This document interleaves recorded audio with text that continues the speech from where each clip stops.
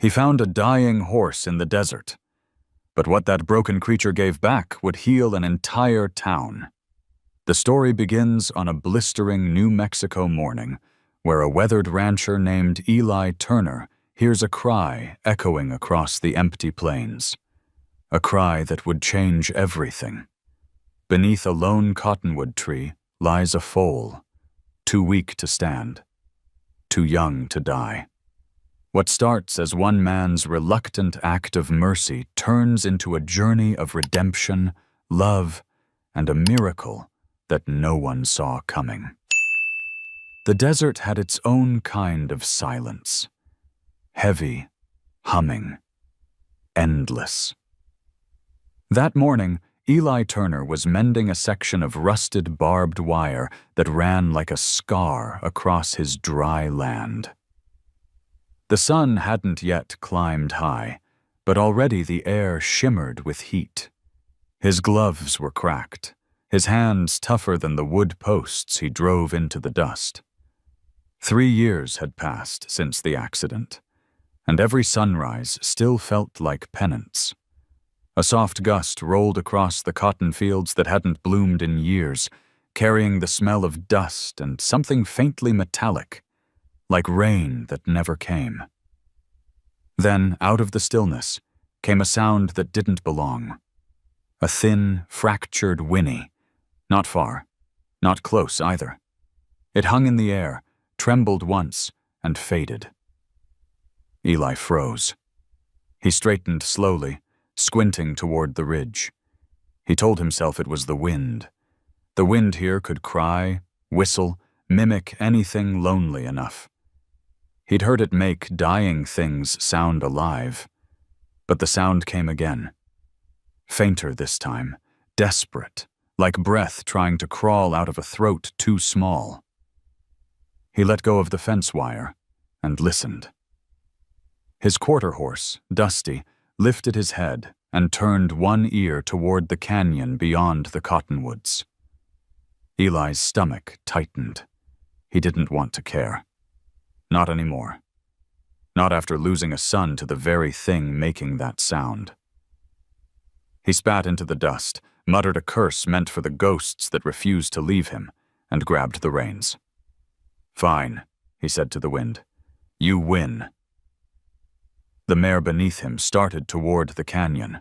Hooves struck dry earth, sending little clouds of red dust swirling up around them.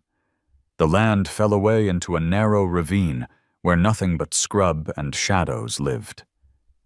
Eli heard it again. A broken cry, softer now, like it was losing the strength to ask for help. He dismounted. The air here was still, almost reverent. Each step crunched brittle grass under his boots. He moved slower as the smell reached him. Something raw, animal, half dead. Then he saw it. Under a lone cottonwood, its branches brittle but still clinging to yellow leaves, lay a foal, no more than a few weeks old, its ribs carved sharp lines under skin that had lost its shine. Patches of dried mud and blood painted its small body. It tried to lift its head, but only managed a weak tremor. One eye fluttered open, a dull amber, clouded, but searching. Eli stopped a few feet away. The foal's chest heaved shallowly, each breath a small battle. A coyote had probably scared the herd off, or worse, the herd had left it behind to die. That was nature's way. The strong moved on, the weak fed the desert. He told himself to walk away. "This ain't my problem," he whispered. He turned halfway back toward his horse, but then he heard it again.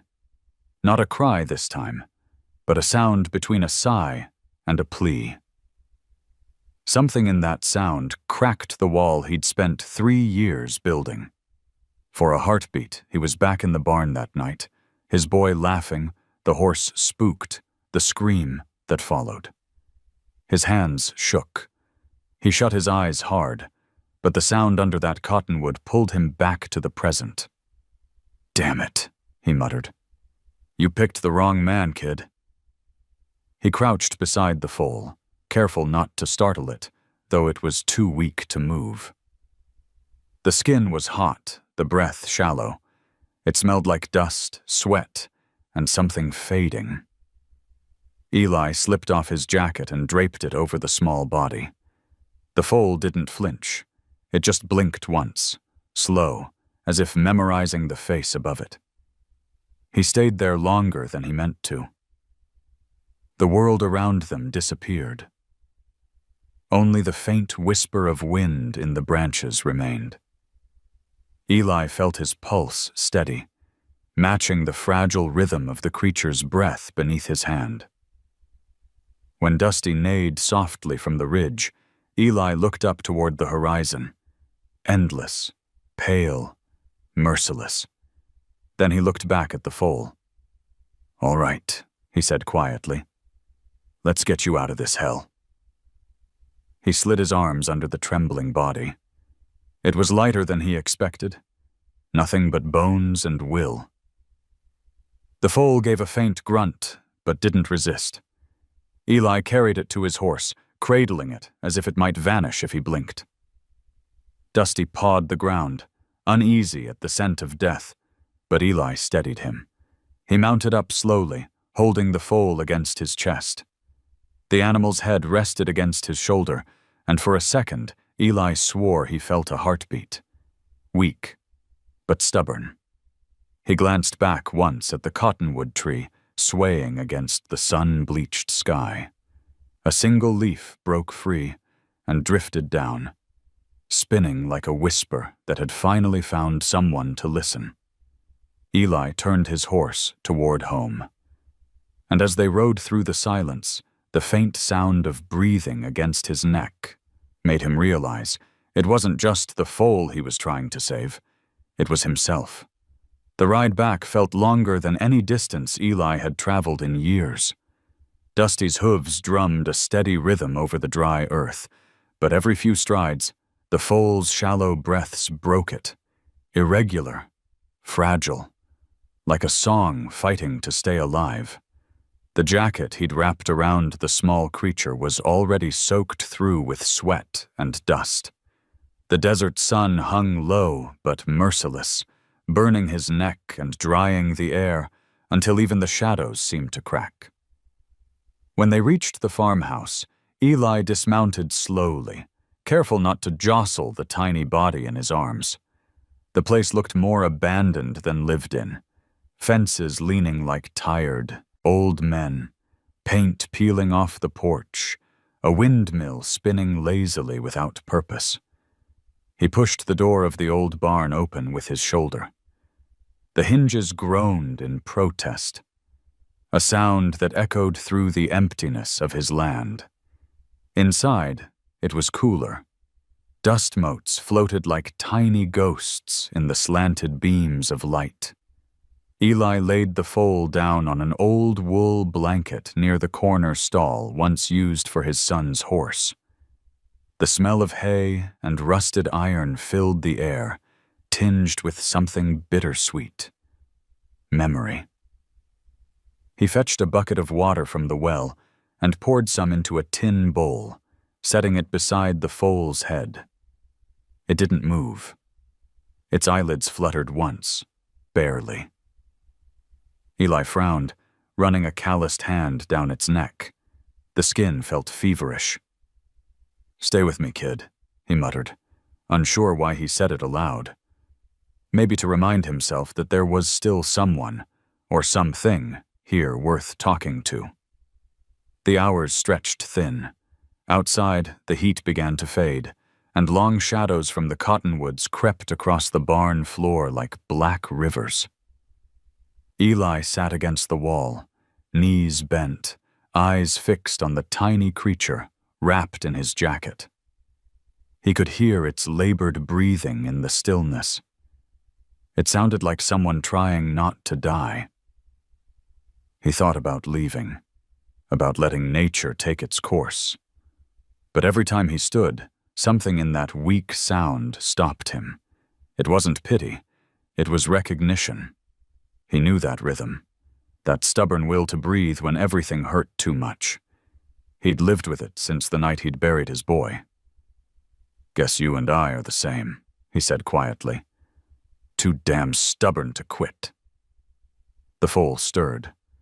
It lifted its head slightly, as if responding to his voice. Its ears twitched, searching, and then it settled again. Eli froze, heart kicking hard against his ribs. He hadn't felt that connection in years.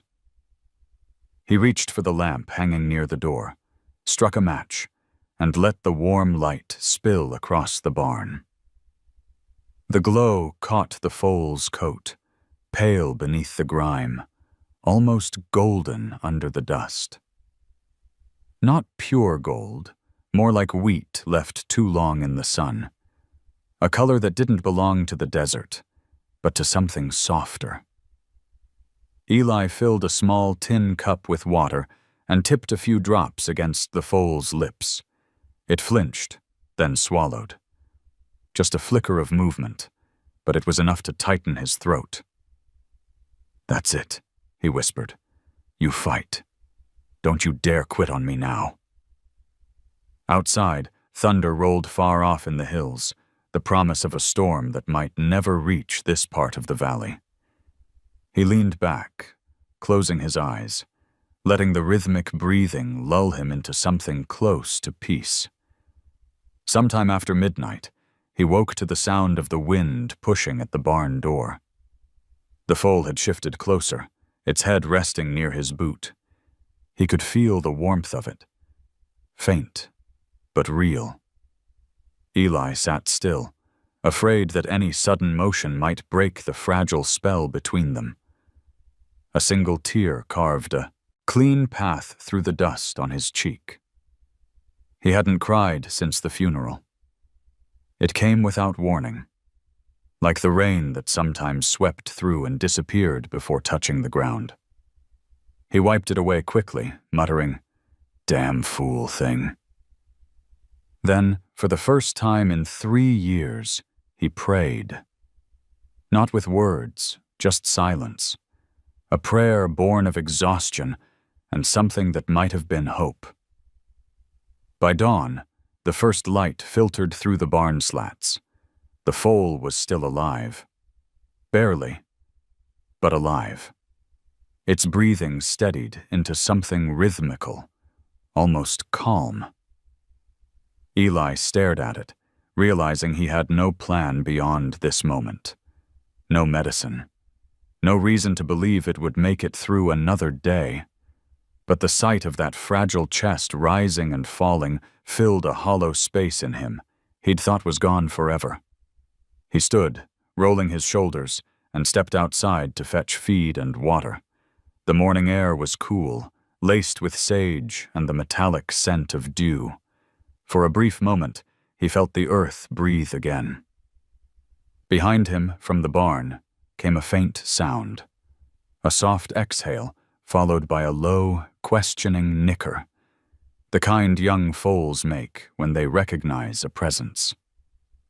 Eli turned, frozen at the threshold. The foal was looking at him. Not past him. At him. That look pierced straight through every layer of dust that grief had laid over his heart. "Don't look at me like that," he said softly, though a small smile tugged at his lips. "You don't know what you're getting yourself into." The foal blinked once, slow and steady, like it did know. And that's when he realized leaving it here to die wasn't an option anymore. He turned toward the open road beyond his property, squinting at the horizon. Somewhere down there lived people who still cared enough to help. Maybe the woman at the end of the road, Mary Ann, the retired teacher with the 2 dogs, knew what to do. He grabbed his hat, muttering under his breath, "All right, kid. Looks like we're not done yet." The wind picked up again, rustling the cottonwood leaves outside. Their whisper followed him as he walked away, soft, almost grateful.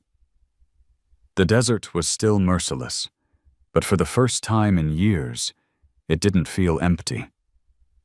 The morning sun had barely climbed over the ridge when Eli heard the crunch of gravel outside his porch. He looked up from the coffee mug cupped in his hands and saw a battered blue pickup slowing to a stop. Dust swirled around it like smoke. Out stepped Mary Ann Collins, a woman he'd seen maybe twice in town, but never really spoken to. Retired schoolteacher, lived down the road, always wore that same straw hat too big for her face. She waved, her smile polite but cautious, the way people greet a man they've heard stories about. "You're up early," she said, her voice carrying the soft rasp of someone used to reading aloud. Eli grunted. "Work never ends out here. I saw the smoke from your chimney. Thought you might finally be cooking something other than regrets." The words came with a dry humor, but her eyes softened when she noticed the bandage on his arm and the way his clothes clung with dirt. He didn't respond, just motioned toward the barn. "There's something in there you might want to see." Mary Ann followed him, boots crunching over the brittle ground. When she stepped into the barn, the smell of hay and faint sweetness of honey filled her lungs. The foal, still weak, still fragile, lay under Eli's worn jacket, breathing softly. Light spilled through the gaps in the wood, painting the scene in stripes of gold and shadow. "Oh my," she whispered, crouching beside it. "Where'd you find this poor thing?" "Out by the dry creek," Eli replied. "Didn't think it'd last the night, but it's still fightin'." Mary Ann ran a gentle hand along the foal's neck. "You gave it water?" "A little." "And you warmed it?" He nodded. She looked up at him, eyebrows raised. "You did good." Eli gave a half snort, half laugh. "Don't go saying that. You'll ruin my reputation." Her gaze lingered on him for a moment longer than comfort allowed. "You remind me of the kids I used to teach," she said. "The ones who'd rather fail a test than admit they tried." Eli looked away. "You talk too much." "And you care too little," she said, matter of fact, standing. "But that can change." She walked to the truck, came back with a small box of supplies, her version of medicine. A jar of salve, a roll of cloth, a handful of herbs. "I used to work with kids who didn't talk much," she said while kneeling again. "Therapy horses helped them open up. Animals have a way of hearing what we can't say." Eli leaned against the post, arms folded. "This one ain't talking. It's dying." "Then let's not let it." Her tone was calm, but firm. The same voice that must have once quieted classrooms full of restless hearts. They worked in silence, cleaning wounds, wrapping the thin legs with strips of cloth. Eli noticed the steadiness of her hands, how they didn't tremble despite her age. Every so often, the foal twitched, a faint protest, but it didn't pull away. When they finished, Mary Ann sat back on her heels, brushing dirt from her palms. "It needs warmth and quiet," she said. "And patience." "Patience I got," Eli said. "Warmth's the problem." Mary Ann gave him a long, assessing look. "Maybe not as much as you think." He didn't answer. The barn was quiet, except for the soft sigh of the foal's breathing. Then Mary Ann stood, brushing off her jeans. "I'll check in later today. You keep talking to it. Don't matter what you say, just talk." Eli frowned. "Talk? It's a horse, not a therapist." She smiled, tilting her head. "You'd be surprised what a horse can heal if you give it a voice to listen to." He watched her leave, the old truck bouncing. down the dirt road until it disappeared behind a haze of red dust. The air inside the barn felt heavier once she was gone. Eli crouched beside the foal again, staring at it for a long while. "Guess she thinks you're some kind of miracle worker," he said. The foal's ears twitched. He chuckled under his breath. "Well, kid, looks like we're both someone's project now."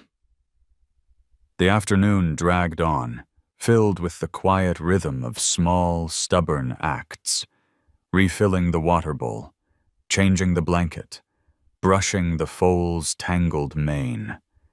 Each task gave him something he hadn't felt in years: purpose. Outside, clouds gathered over the distant mesas, painting the horizon in bruised colors: lavender, rust, and pale orange.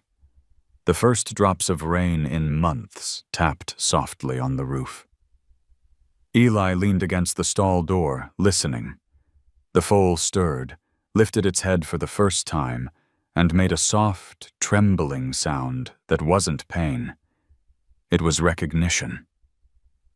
"Yeah," Eli whispered, a faint smile ghosting across his face. "I hear you." For the first time, he didn't flinch at the sound of a horse. That night, after covering the foal again, he stepped onto the porch and looked down the road toward Mary Ann's house. A single light glowed in her window, warm against the dark. He thought of her words, about patience, about warmth, and felt something shift inside him. It wasn't forgiveness. Not yet. But it was the first spark of wanting to try. He tipped his hat against the rain, muttering to himself, "Patience, huh? We'll see." From the barn came a faint, answering nicker, soft as a promise. The following morning broke soft and pale, the kind of light that made the desert look forgiving for a few brief hours. Eli pushed open the barn door and paused when he saw the foal, its head raised, eyes open, faint steam curling from its nostrils in the cool air. It wasn't much, but to him it looked like a resurrection. "Morning, kid," he said, voice rough but steady. The foal blinked at him, ears flicking toward the sound. Eli poured a little warm milk into a bottle and knelt beside it. The foal sniffed the air, uncertain. "Come on," he whispered. "Ain't poison." It took a few tries, but then it drank. Slowly. Desperately. Tiny gulps turned into eager swallows. Eli smiled. A real one this time. "There you go. That's how we start." When the bottle was empty, he reached out to stroke its neck. The foal didn't flinch. Instead, it leaned slightly into his hand. That small gesture hit harder than he expected. He hadn't felt another creature trust him in years. Later that day, Mary Ann stopped by, her truck rattling down the dirt road with its usual cloud of dust. She stepped out carrying a small basket. "Brought you some feed and a little breakfast for you, too. You look like you haven't eaten since the last presidential election." Eli smirked. "You always this polite?" "Only with stubborn men who think they can outwork guilt." They walked to the barn together. The foal raised its head at Mary Ann's voice. She smiled. "See that? It remembers." Eli crossed his arms. "You think animals really remember?" Mary Ann's eyes softened. "Oh, they remember kindness like we remember pain. It's the only thing that keeps their hearts beating." They worked side by side again, quiet but not uncomfortable. The rhythm of their movements, the scrape of the feed bucket, the sound of straw shifting, filled the space where words used to hurt. Mary Ann hummed a tune, something soft and low, like the lullabies mothers hum without realizing. The foal's breathing slowed, matching the rhythm. "You give it a name yet?" she asked. Eli hesitated. He'd thought about it through the night. Every name felt too heavy, too hopeful. But as he watched the golden shimmer of its coat catch the light, a single word came to him. "Solace," he said quietly. Marianne looked at him, surprised. "That's a beautiful word. It means comfort, right? Maybe that's what we both need." For a moment, they just stood there, the sound of wind pressing against the barn walls. Solace shifted its weight, trying to stand. Its legs wobbled, trembled, then folded again. Eli moved forward, steadying it with one arm under its neck. "Easy now," he murmured. "We'll get there." Marianne smiled. "You sound like a teacher." "Don't insult me," he muttered, but there was a hint of warmth beneath his sarcasm. By evening, Solace was strong enough to take a few unsteady steps. Eli followed close behind, guiding but not holding. The foal stumbled once, twice, then found its balance. Marianne clapped her hands softly. "Look at that! That's courage!" Eli knelt beside the foal, brushing its mane back from its face. More like pure stubbornness. "Same thing," she replied. "It's how life gets lived." They stayed there long after the sun slipped below the ridge, the barn lit only by a single hanging lamp. Outside, crickets began their night song, and the scent of rain teased the air. Marianne leaned against the post, watching Eli as he brushed the foal. "You know," she said gently, "you're not as hard as you pretend to be." He kept his eyes on the horse. "Don't start rumors." Marianne chuckled. "Fine, but if anyone asks, I'll tell them you're secretly saving the world one horse at a time." Eli shook his head. "World doesn't want saving. It just needs quiet." She didn't argue. She simply looked at him the way teachers look at students they've already forgiven. Sometimes quiet is where the healing hides. When she left, the night air felt cooler. Eli stayed in the barn, sitting near Solace, until the foal's breathing steadied into sleep. He watched the slow rise and fall of its chest, the way the lamplight shimmered across its coat. He thought of his son again, but this time it didn't bring the usual "okay." It was softer, like memory had finally stopped trying to punish him. He whispered into the stillness, "You did good today, kid. Both of us did." Solace stirred, flicking its tail in half-dream. The small sound filled the barn with something that felt like peace. Before turning off the lamp, Eli glanced at the corner where the shadows pooled deepest. For a second, he imagined he saw his boy standing there, grinning, proud. The image vanished, but the warmth lingered. As he stepped outside, the stars spread wide over the desert sky, bright, endless, forgiving. For the first time, he didn't feel alone beneath them. By the time the cicadas started their evening chorus, the days had begun to fall into a rhythm. Feed, clean, rest, repeat. The kind of rhythm that gives a man too much time to think. The desert around the ranch remained merciless, but inside the barn, there was movement, breath, and the faint hum of life finding its way back. Eli leaned against the stall door, wiping sweat from his brow. Solace was standing on his own now, no longer trembling at every sound. The foal's coat had begun to shine under the dust, turning from pale sand to warm gold. Each morning brought a little more strength, and each evening, Eli found it harder to remember why he'd sworn off caring. Marianne dropped by less often now. "You don't need me," she'd said last week, smiling. "You've got each other." She was right. The barn no longer felt like a place for ghosts. It felt like home. That night, a dry wind swept through the valley, whistling through the cracks in the wooden boards. Eli sat on an old stool near Solace's pen, a tin cup of coffee in his hands. The horse shifted in the straw, head resting on its folded legs, eyes half closed.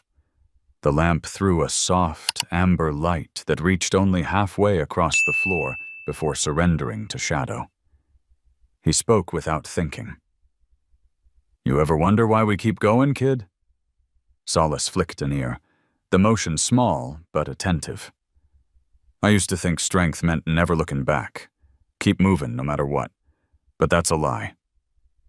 He stared at the dirt, voice low and uneven. "Sometimes moving on's just a fancy way of running from the hurt." The foal raised his head, eyes reflecting the lamplight like coins in a river. Eli felt that familiar tightening in his chest, the ache he'd been dodging for years. "I had a boy," he said finally. "Name was Luke, 10 years old. Smart kid, too brave for his own good." His throat caught on the words. He hadn't said his son's name out loud since the funeral. "He loved riding more than anything, could sit a saddle better than most grown men. But one night, one damn night, I let him go alone. Thought he'd be fine." The memory came in flashes. Thunder rolling over the hills, a frightened horse bolting, a scream swallowed by rain. He gripped the cup tighter, knuckles whitening. They found him near the riverbed. Horse broke its leg. He broke his neck. And me, I broke everything else. The barn went quiet, except for Solace's breathing. Eli stared into the cup, seeing only the reflection of the flame trembling in the coffee's surface. "So yeah," he muttered, "I know a thing or two about losing." He felt something brush his sleeve. When he looked down, Solace had stepped forward, pressing his nose against Eli's arm. The warmth of it startled him more than the touch itself. The foal's eyes met his, steady and patient. "Don't look at me like that," Eli whispered. "I ain't some story worth pitying." But the horse didn't move. He just breathed, slow and calm, grounding Eli to the moment. Eli reached up, resting his hand on Solace's forehead. "You know, Luke used to say horses talk if you listen long enough. I told him that was nonsense." His fingers trembled slightly as they traced the star-shaped mark on Solace's brow. "Guess I was wrong." He let the silence stretch, long and comfortable this time. The sound of the wind softened, turning from whistle to hum. It filled the barn like a lullaby for the broken. When he finally spoke again, his voice was different, lower, steadier. "I should have been there. I should have saved him. But maybe saving you is the only way I know how to make peace with that." Solace closed his eyes and leaned into his touch.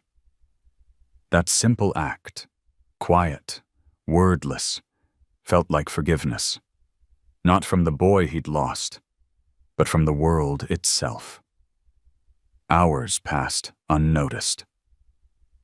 Eli stayed beside the foal, head bowed, whispering half-formed thoughts into the night air. Confessions spilled easier in the company of creatures that didn't judge. The kind that listened with their hearts, not their ears. When dawn began to stretch across the horizon, painting the barn in soft gray, Solace nickered. A gentle, almost musical sound. Eli smiled through the haze of sleeplessness. "Yeah, I know. Another day. We keep moving." He stood, joints popping, and looked out through the barn door. The desert was waking up, the light spilling over the mesas, the cottonwoods whispering as the wind returned. For the first time, the view didn't look like punishment. It looked like possibility. He glanced back once more at Solace, who was now standing tall, head high, as if to say, I'm still here." "So am I," Eli murmured. He set the empty cup down, straightened his back, and stepped out into the sun. Behind him, the foal gave a soft whinny, half blessing, half promise, and the sound followed him across the yard, mixing with the wind, carrying something lighter than sorrow, something almost like hope. The heat arrived early that year, mean and relentless. The wind came from the south, carrying a dry hiss that sounded almost alive, sweeping over the cracked land like a warning no one cared to hear. Eli had lived in New Mexico long enough to know what that meant. When the air went still right, before noon, the valley was holding its breath. By mid-afternoon, the smell reached him first. Smoke, faint but certain, drifting over the cottonwood ridge. He was out near the west pasture fixing a gate when the horizon turned the color of rusted copper. A column of smoke rose where the grass met the hills, twisting like a ghost into the sky. "Damn it," he muttered, already running. He mounted Dusty and rode hard toward the barn. Solace was inside, restless, nostrils flaring at the scent of danger. The foal had grown in the weeks since that first night, stronger, taller, but still too young to face what was coming. Eli could see the line of fire creeping over the ridge, orange tongues licking the dry grass like hunger itself. He threw open the barn doors. "Easy, boy. We gotta move." Solace whinnied, pacing the stall, panic rising. Eli grabbed the halter and slipped it over the foal's head, but the young horse jerked back, eyes wide with fear. The roar of the wind carried sparks that fell like burning snow. "Come on, kid," Eli said, voice rough but steady. "Ain't the first time I've been scared either." He led Solace out into the open, covering their faces from the wind-blown ash. Dusty pawed the ground nearby, ready to run. The sky had gone the color of bruises, thick with smoke. He turned to see the fire pushing closer, faster than he expected. It wasn't just a line anymore. It was a wall. The air burned his throat as he tried to think. The road was already cut off by the flames. The only way out was toward the creek bed north of the property, a dry channel most of the year but deep enough to offer shelter. He tugged the halter. "This way." Solace hesitated, muscles tight. Another gust of wind sent sparks skittering across the dirt. One landed on a tumbleweed, igniting it instantly. Eli slapped it out with his jacket, the smoke stinging his eyes. The foal jerked free and bolted toward the fence. "Solace!" He ran after him, lungs burning, boots sliding on the loose soil. The young horse had tangled himself in the old barbed wire near the far gate, thrashing in panic. Eli could hear the metal tearing flesh, the sound cutting through the roar of the fire. He didn't stop to think. He dropped to his knees, grabbing the wire with bare hands, ignoring the sting as it sliced his palms. "Hold still!" he shouted, trying to steady the trembling body. Solace's eyes rolled white, wild with terror. Eli yanked the wire apart with everything he had, metal biting deep into his skin. Blood slicked his fingers, but the wire gave way. He pulled the foal free just as a gust carried flames over the fence line. Heat slammed into him like a wave. The world turned red and black. He threw his arm over Solace's neck and pushed, guiding him toward the creek bed. The horse stumbled, but followed, driven by something older than fear. They reached the dry channel as embers rained down like stars falling in reverse.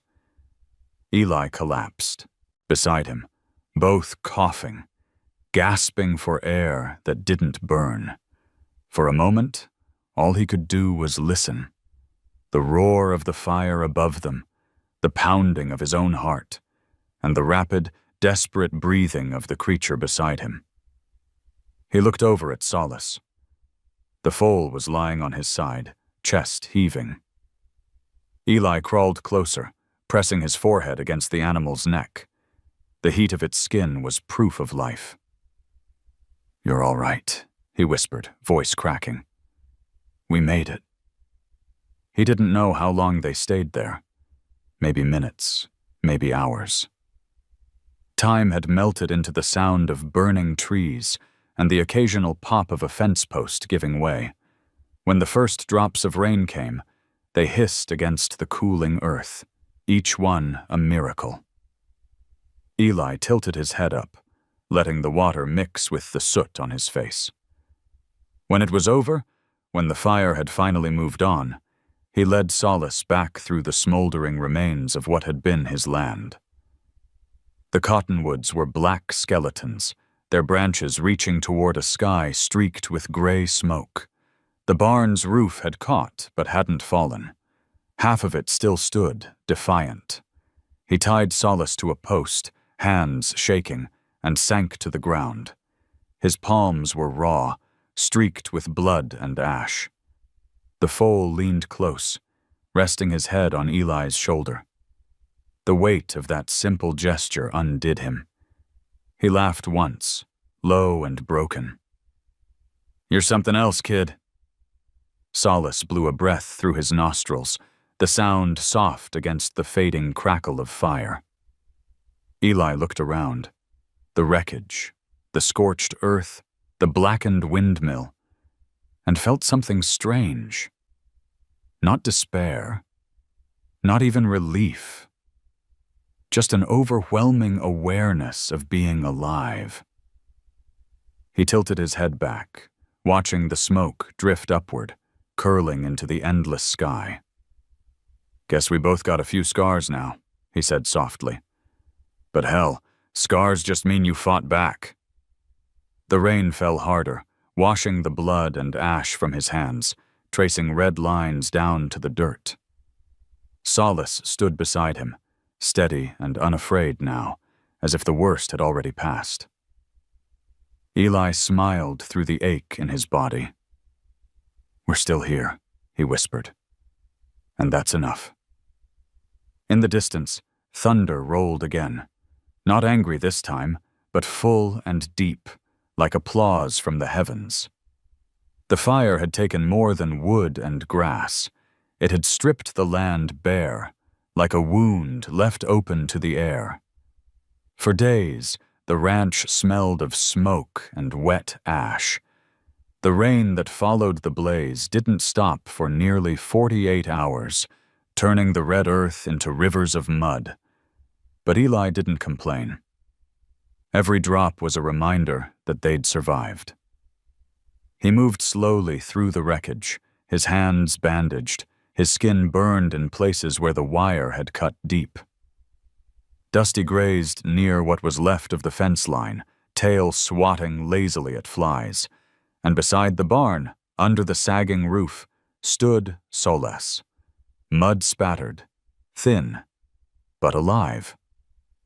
Eli reached up to touch the young horse's neck. "Still pretty for a miracle," he murmured.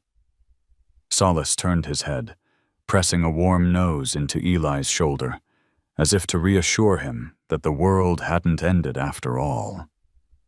When Marianne arrived 2 days later, she stopped her truck at the edge of the property and just stared. The fire had blackened half the cottonwoods and scorched the far fields. Yet somehow, the small corral stood untouched, a patch of green in a sea of gray. She found Eli repairing the roof, his shirt torn, hands raw but steady. "My God," she whispered, stepping out. "You look like a man who wrestled the devil and won." He grinned faintly. "Felt more like I just ran out of places to lose." Marianne glanced toward Solace. "And him? He's tougher than he looks." They stood in silence for a moment, listening to the soft patter of the last drizzle. Marianne finally spoke. "You saved him." Eli shook his head. "No, he saved me first." Inside the barn, the air still carried the faint scent of smoke mixed with the sweetness of hay. Solace stood quietly, one ear turned towards their voices. Marianne placed her hand on the young horse's forehead. "You should both rest," she said gently. Eli laughed under his breath. "You sound like my late wife." "That explains the tone you use when you ignore me," she replied, smiling. "Stubborn men and strong horses. It's a wonder any of you survive out here." He sat down on a hay bale, exhaustion finally catching up. The rhythm of the rain outside soothed something deep inside him. For the first time in years, he didn't feel haunted. He felt cleansed. "I thought the fire was going to finish us," he said quietly. "Guess I was wrong again." Marianne looked at him the way only someone who has also known loss can. "Sometimes the fire isn't here to destroy us. Sometimes it just burns away what no longer belongs." They talked until the sky cleared and the smell of wet soil filled the air. Solace wandered closer, bumping Eli's shoulder. He scratched the colt's jaw and smiled. "See that, kid? She's making me sound poetic." "Maybe that's what you needed," Marianne said. "A reason to talk again." As night fell, a cool breeze swept through the valley. Crickets began their song, timid at first, then louder, as if the land itself was taking a deep breath. Eli stepped outside and watched the stars appear one by one over the darkened hills. The world felt different, cleaner, quieter. Behind him, Solace nickered softly, pacing the edge of the paddock. Eli turned. The colt's coat gleamed under the moonlight, gold against the black earth. He looked stronger than he had any right to, after what they'd been through. "You're something else," Eli said. "Guess we both had to walk through fire to remember what living feels like." He stayed there a long time, watching Solace graze, listening to the low hum of the night. There was no need for words. The sound of rainwater dripping from the eaves, the rustle of leaves returning to motion, the slow exhale of a horse that had survived hell. Those were the only prayers he needed. By morning, the first hints of green began to push through the wet earth where the grass had burned away. Marianne came back with supplies, shaking her head in disbelief. "You see that?" she said. "The land's already forgiving you." Eli knelt and ran his hand over the tiny shoots sprouting from the soil. "Maybe it's forgiving itself," he said. When he rose, Solace was beside him, calm and steady. Eli placed a hand on the colt's shoulder and whispered, "We'll rebuild, you and me." The young horse snorted, as if answering. The sun broke through the clouds then, gold, wide, merciful. Light washed over the ranch, revealing not what had been lost, but what had survived. For the first time in a long while, Eli allowed himself to believe in recovery, in second chances, in the strange, quiet way nature heals, slowly, stubbornly, without needing permission. He turned toward the barn, the faint smell of rain still clinging to the air, and felt something loosen in his chest. The guilt, the grief, it didn't vanish. But it no longer owned him.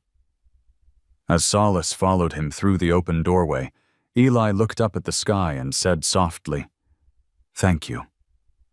Whether it was to God, to the storm, or to the little horse beside him, he didn't know. Maybe it didn't matter. What mattered was that the rain had finally come, and it hadn't just healed the land, it had healed him. The land was still healing when the stranger came. It was a late afternoon in August, and the horizon shimmered with the kind of heat that blurs everything into mirage. Eli was stacking bales of hay, sweat soaking through his shirt, when Solace suddenly lifted his head and gave a sharp, uneasy snort. The young horse's ears pricked forward, eyes fixed on something beyond the fence line. Eli turned. At first, all he saw was the shimmer of heat. Then, slowly, the shape appeared. Another horse, stumbling through the dust. Its coat was streaked with sweat and blood, its gait uneven. It was alone.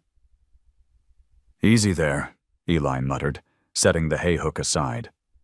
He walked toward the fence, hand raised in caution. The animal, a dark bay mare, stopped a few yards away, legs shaking. She looked half wild, half broken, as if the world had been chasing her for miles. Solace called softly, a low, rhythmic nicker that cut through the heat like a thread of comfort.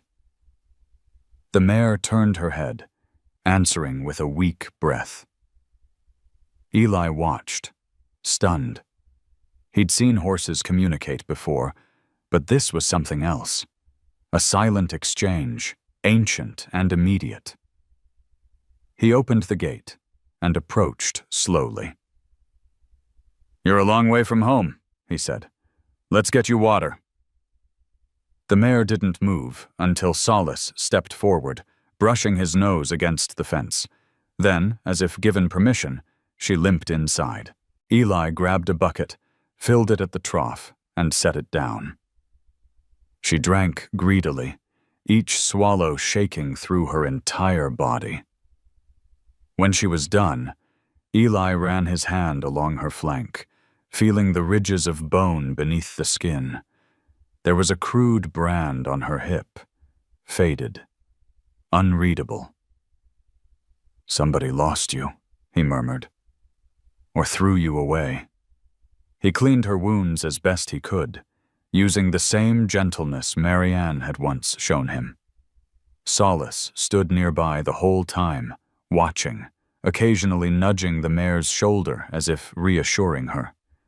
The sight of them, one golden, one dark, stirred something in him he hadn't felt since before the fire. Later that evening, Marianne stopped by again. Her truck door creaked as she climbed out, eyes widening at the new arrival. "She's beautiful," she said softly, "but she's hurt bad." "Found her wandering near the East Ridge," Eli said. "Looks like she ran till she couldn't anymore." Marianne circled the mare, assessing her wounds. "You're building yourself a reputation. You know that?" Eli frowned. "What kind of reputation?" "The kind that finds the broken things and refuses to leave them be." He smirked. "Ain't that what living is? Picking up what the world throws away?" She smiled faintly. "Maybe. But most folks don't have the patience." They worked together until sunset. By the time the stars came out, the mare was resting in the stall beside Solace, her breathing slow but steady. Marianne stood at the doorway, watching the two animals. "You notice how he keeps checking on her?" Eli nodded. "Yeah, like he knows what it's like." "Maybe he does," she said. "Pain recognizes pain." Eli leaned on the stall gate, watching Solace lower his head to nudge the mare's neck gently. The sound of that soft contact, the exhale of trust between them, filled the barn with a kind of quiet too deep to name. "He's changin'," Eli murmured. "Used to be skittish at every shadow. Now look at him." Marianne glanced at him, her voice low. "Maybe it's you that's changin'." He didn't answer. He didn't need to. He felt it, the shift inside him, small but real, like new grass pushing through burnt soil. The next morning, he found Solace standing guard beside the mare. The bay lifted her head, eyes clearer now. Eli smiled and said, "You two look like trouble." Solace snorted, pawing the ground, and for the first time since the fire, Eli laughed out loud. The sound startled even him. It rolled through the barn like thunder that had forgotten how to be angry. A week later, a truck rumbled up the road. A tall man in a denim jacket stepped out, tipping his hat. "You find a dark mare, sir? Got away from my trailer after the storm." Eli hesitated. The mare had healed well. Her coat glistened under the sunlight. Solace stood beside her, protective. The man's boots were clean, too clean. His smile didn't reach his eyes. "She's here," Eli said finally. "But she's been through hell." The stranger shrugged. "Horses toughen up? That's what they're for." Something in Eli's chest tightened. He glanced at Solace, who had stepped forward, head high, as if reading the tension. "That right?" Eli said slowly.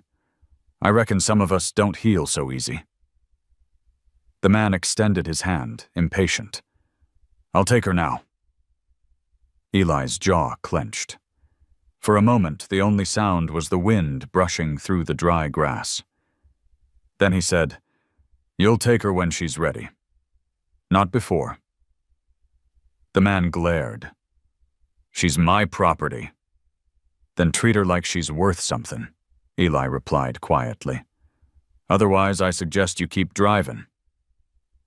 The stranger cursed under his breath, spat, and turned back to his truck. The engine roared, kicking up a cloud of dust as it disappeared down the road. When the air cleared, Eli let out a slow breath. Marianne, who had been standing in the doorway, gave him a look somewhere between pride and disbelief.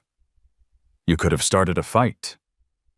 "Maybe," he said, running a hand over Solace's neck. "But I think we already won." That night, under the open sky, the two horses stood side by side, their bodies outlined by moonlight.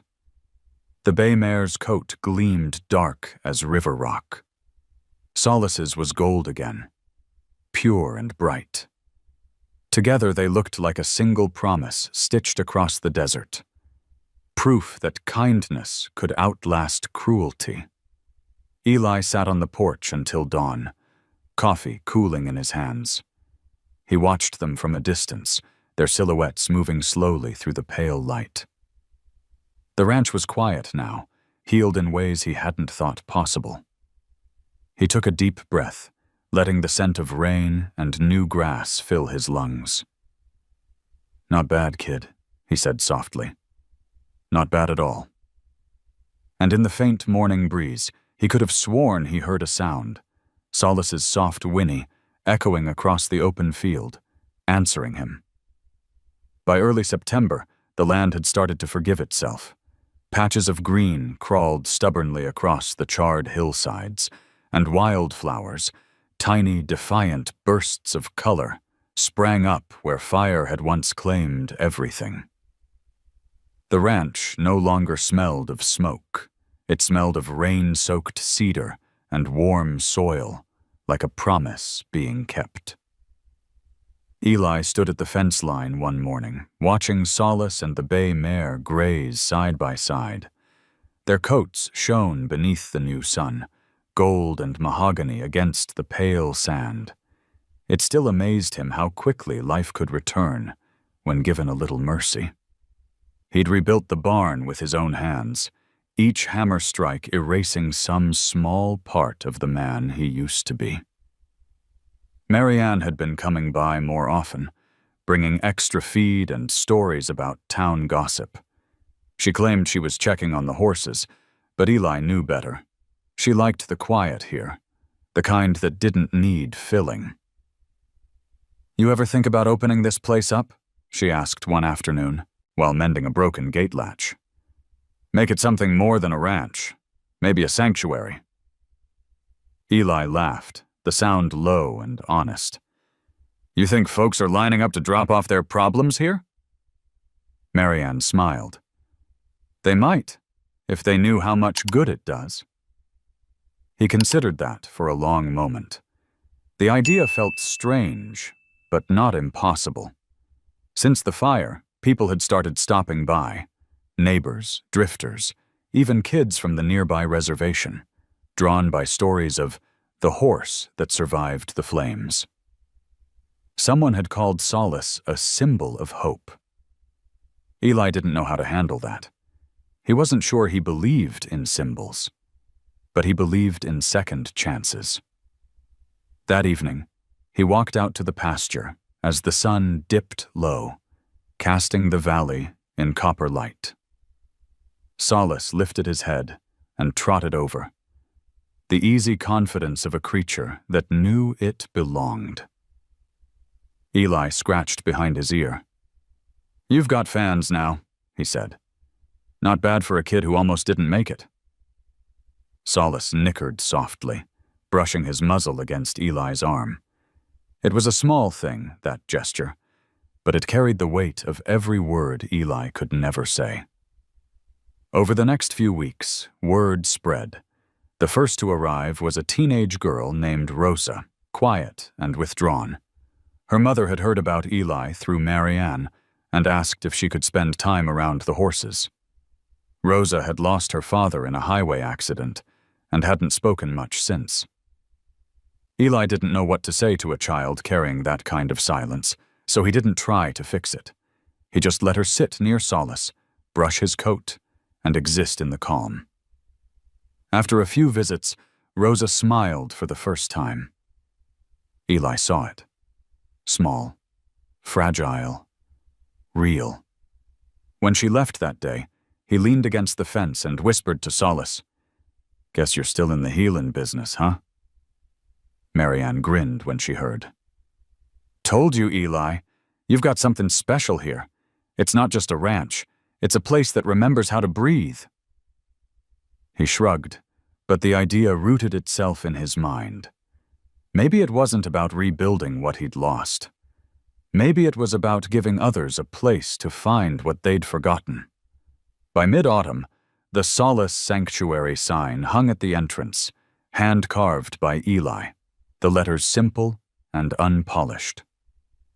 Travelers began to stop, drawn by stories shared through local news and word of mouth.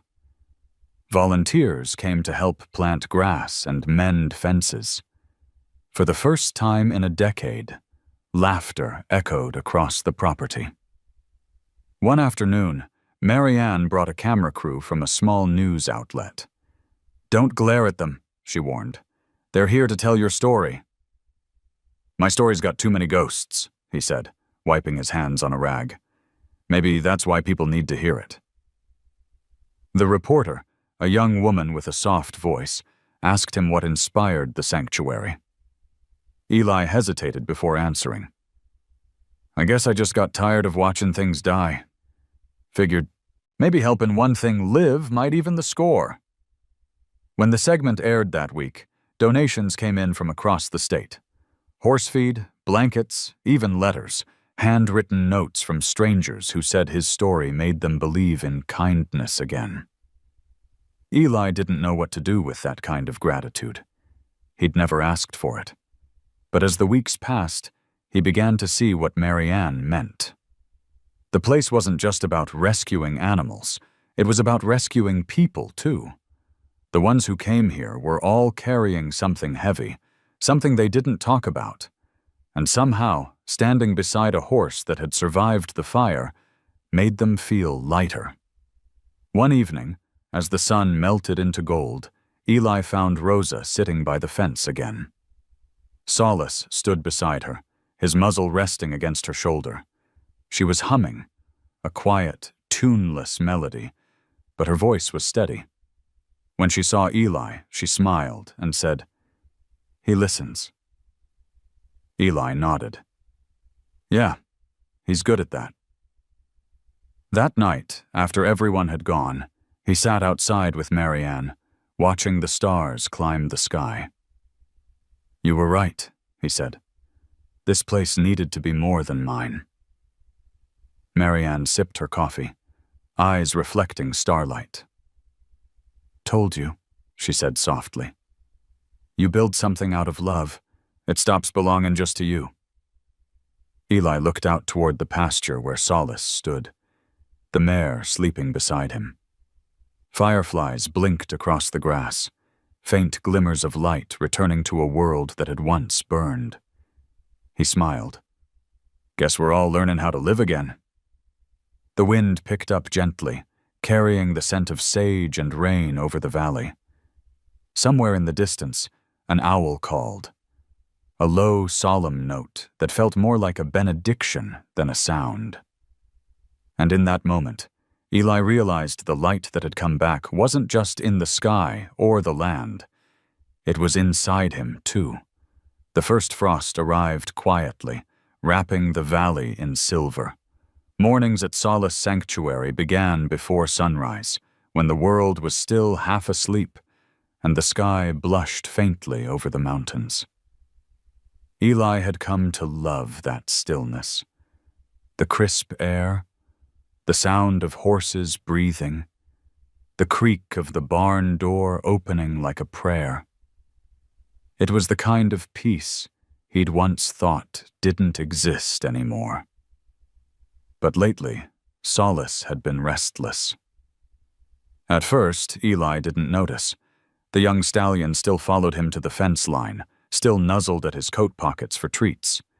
But he'd begun pacing the edge of the pasture at dusk, eyes fixed on the horizon, ears flicking at sounds too distant for human hearing. Sometimes, in the middle of the night, Eli would wake to the faint echo of Solace's call, soft, mournful, as if answering something the wind carried in reply. Marianne saw it too. He's growing up, she said one morning, watching Solace from the porch. You can't expect him to stay forever. Eli frowned. He's got food, water, peace. What more's he looking for? She smiled gently. Freedom, maybe. It's in their blood. Same as it was in yours before the fire. He didn't answer. He didn't want to think about letting go. Not again. Not after finally learning to hold something without breaking it. That afternoon, while repairing the northern fence, Eli heard the sound of hooves in the distance. When he looked up, a small band of wild mustangs was moving across the ridge, 5 or 6, sleek and untamed, their manes rippling like flames in the wind. They paused for only a moment before vanishing beyond the ridge. Solace lifted his head, muscles taut, eyes wide with longing. He gave a low whinny, one Eli had never heard before. A call full of recognition, of memory. Eli leaned on the fence, watching him. You know them? The stallion pawed the ground, restless. That night, Solace refused the grain bucket. Instead, he stood by the far gate, gazing toward the open desert where the wild horses had disappeared. The moonlight turned his coat pale silver, and for the first time, Eli saw him not as something fragile that needed saving, but as something whole, something that belonged to the wild. Marianne came by the next morning, carrying coffee in one hand. He's not eating? No, Eli said, rubbing the back of his neck. He's waiting on something. Marianne followed his gaze. The stallion stood at the far end of the pasture again, still as stone. You can feel it, can't you? She said softly. That pull, it's what makes them who they are. Eli sighed. I thought maybe we'd earned the right to keep him. She shook her head. You didn't keep him, Eli. You just gave him time to heal. That's different. For days, Eli wrestled with it. Every time Solace called into the distance, his chest ached in answer. At night, he'd sit by the porch, staring into the dark, listening for hoofbeats that never came. He tried to tell himself it was just instinct, that the wild would forget about him, and he about the wild. But deep down, he knew better. Freedom wasn't something you could tame. It was something you borrowed. The decision came one cold morning when frost glazed the windows and breath turned white in the air. Eli saddled Dusty and rode out to the ridge. The land stretched wide and open before him, an ocean of muted color. He saw hoofprints in the dust, fresh, leading toward the mountains. When he returned, Solace was waiting by the gate, eyes bright and expectant. "You want to go, don't you?" Eli said quietly. The stallion's ears twitched. "Can't blame you. You've done your part here." He opened the gate. The creak of hinges sounded louder than it should have, echoing through the crisp air. Solace stepped forward hesitantly, sniffing Eli's hand. The man rested his palm on the stallion's forehead. "You taught me more than I ever taught you, kid." His voice broke a little. "Go on now, before I change my damn mind." Solace stood for a long moment, eyes locked on Eli's, as if memorizing every line of his face. Then he turned, trotted out into the open, and broke into a gallop. Swift, graceful, unstoppable. Eli watched him crest the ridge and disappear into the light, a flash of gold swallowed by the horizon.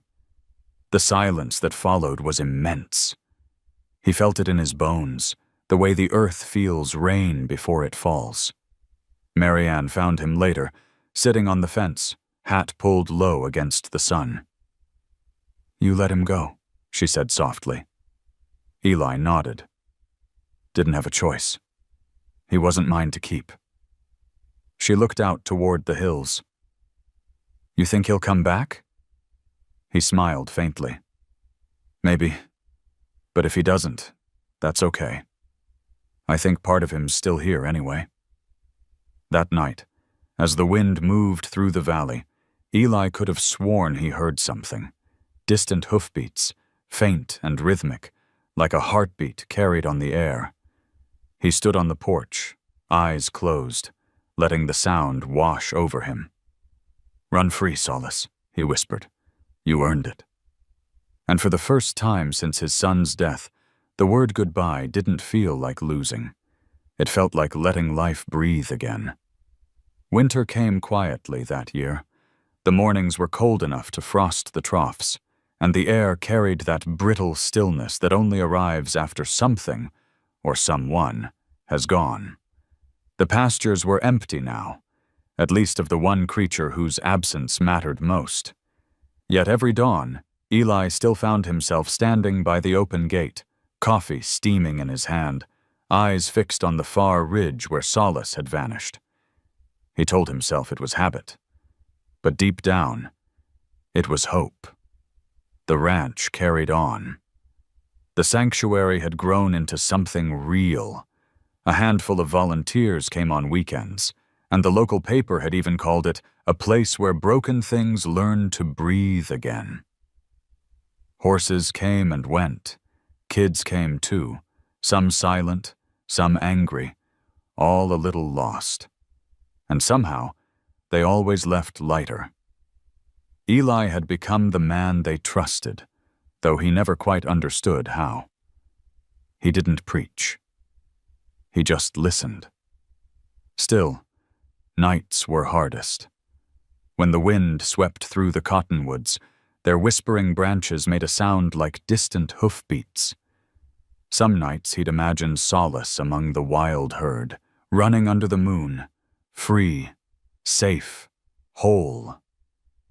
That thought should have been comfort enough, but the quiet afterward always stung. One morning, as a pale dawn crawled over the mesas, Eli heard something different. Not the wind this time, real hoofbeats, steady and approaching. He set down his mug, pulse quickening. The sound grew louder, echoing against the valley walls until the earth itself seemed to hum. Marianne stepped out onto the porch beside him, wrapping her coat tighter. "You hear that?" He nodded, not trusting his voice. Over the rise came the herd. At least a dozen mustangs, their coats shining like brushed metal under the winter light. Dust lifted in slow, glowing clouds around them. And at their head, stronger, taller, unmistakable, was Solace. The sight stole the breath from Eli's chest. He felt Marianne's hand touch his arm, steadying him. "You were right," she whispered. He came back. Solace slowed as he neared the fence, the other horses following his lead. He stopped a few yards away, ears forward, nostrils flaring. His mane had grown long and wild, his muscles corded from months of running. But those eyes, those amber, knowing eyes, hadn't changed. Eli stepped closer, heart pounding. "You remember me, don't you?" he murmured. The stallion gave a low nicker, deep and resonant, and took one step forward. Behind him, the herd shifted restlessly, but didn't run. It was as if they, too, were waiting for something. Eli reached the fence and rested his hands on the top rail. "You did it," he said softly. "You made it out there." Solace lifted his head high, gazing at the man with something that looked like understanding. Then he whinnied, a clear, piercing call that echoed through the valley. The sound rolled over the land like music, full of life and distance and homecoming all at once. The other horses answered, their voices blending into a chorus that made the earth tremble. Marianne wiped at her eyes. "It's beautiful," she whispered. Eli couldn't speak. His throat had closed around the weight of it. The herd moved closer, just enough that the fence line shuddered with their presence. Dust swirled between man and animal, gold in the morning light. Then, as suddenly as they had come, Solace turned. He gave a single toss of his mane, one final look toward Eli, and took off, his stride smooth and sure. The herd followed, hooves drumming like thunder fading into the distance. Eli stood there long after the sound had gone. The silence that followed wasn't empty this time. It was full, deep, peaceful. Marianne finally spoke. "You think he'll ever come back again?" He smiled, lines deepening around his eyes. "Maybe. Maybe not. But he don't need to. He's where he belongs." They walked back toward the house. The wind shifted, brushing through the cottonwoods. For a heartbeat, it carried that same sound, the rhythm of a running herd. Faint, but unmistakable. Eli stopped and looked toward the horizon. "He's still out there," he said. Marianne nodded. "And you?" He smiled faintly. "Still here." "That's enough." That evening, when the sky turned rose and violet, Eli sat on the porch, watching the shadows lengthen across the land. The world was quiet again, but it wasn't lonely. He could still hear it. The echo of hooves, the laughter of volunteers, the whisper of trees remembering fire and forgiving it. The sanctuary lights came on, one by one, glowing warm against the coming dark. Somewhere, in the far hills, a horse called, a single, distant note carried by the wind. Eli lifted his head, listening. "Run free, old friend," he whispered. "Run free." The sound faded into twilight, leaving only the hush of peace in its wake. And for the first time, Eli didn't wait for an answer.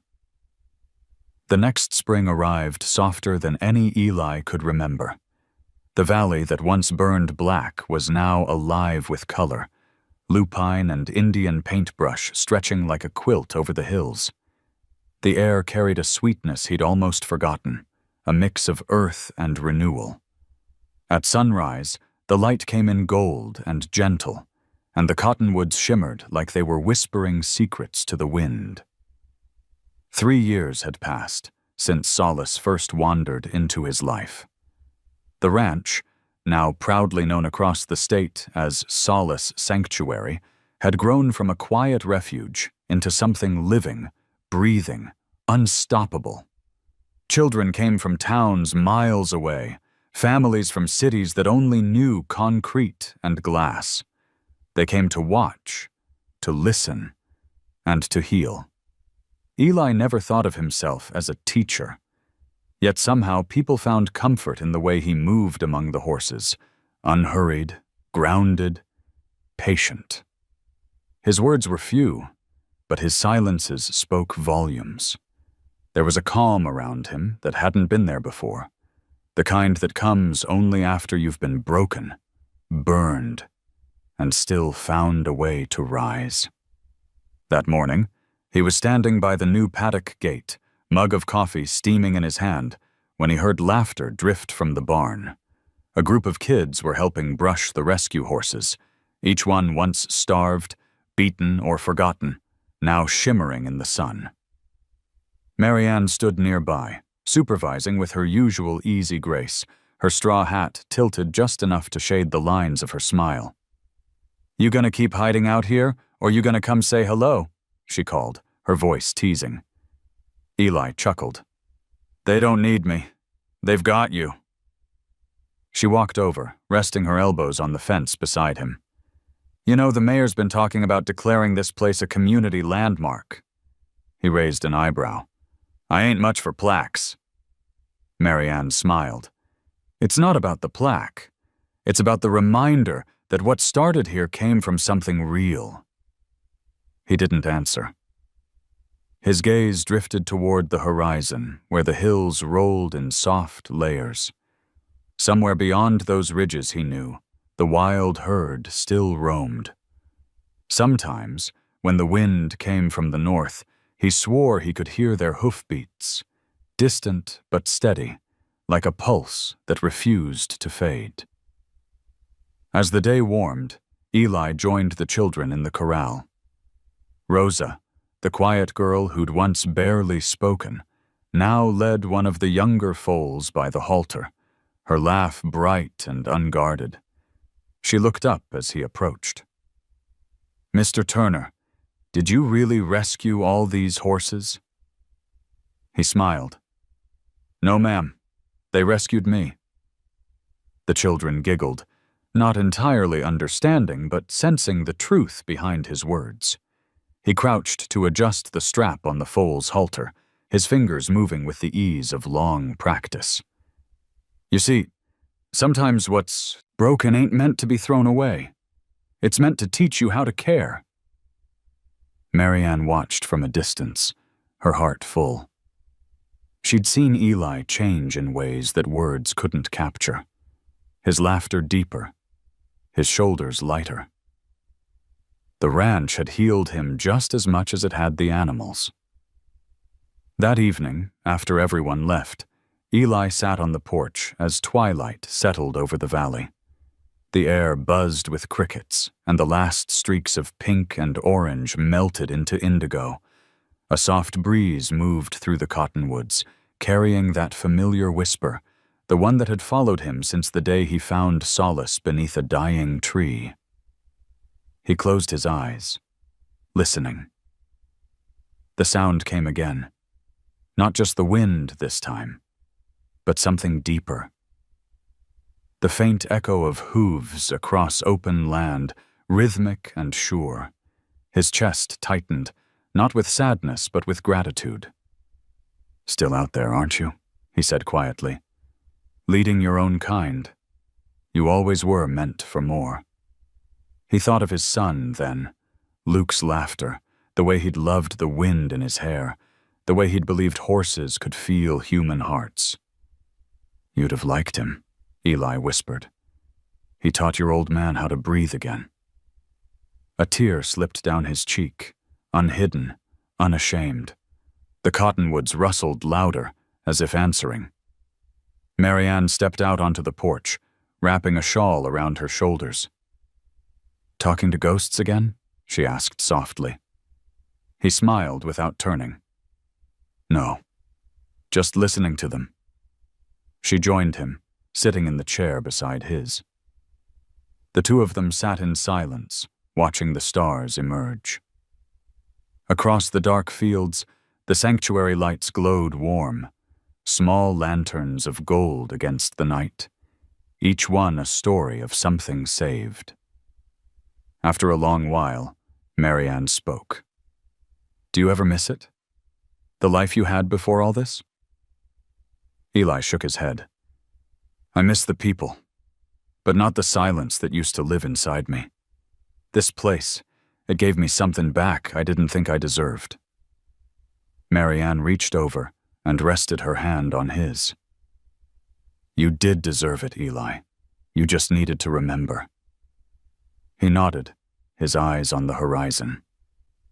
Far away, thunder rumbled softly, distant, harmless, like applause.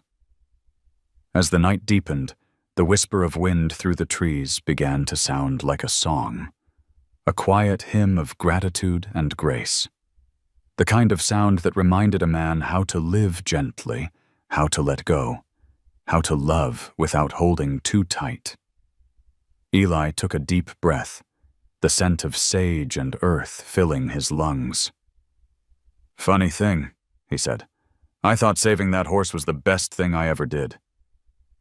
Marianne smiled. "And now?" He looked out over the sanctuary, where shadows of horses moved like ghosts in the moonlight. "Now I think letting him go was." The breeze shifted, carrying the faintest echo of a distant whinny, familiar, certain, and free. Eli closed his eyes and smiled. Under the cottonwoods, the land exhaled, a long, peaceful sigh. The world, at last, was quiet again. And if this story touched your heart the way Solace changed Eli's life, take a moment to tell me what you felt. Just drop a simple 1 in the comments if it moved you, or a 0 if it left you thinking. Your voice helps keep these true stories of love and healing alive. Don't forget to subscribe so you won't miss the next journey of courage, compassion, and the bond between humans and animals. The next story might just change you too.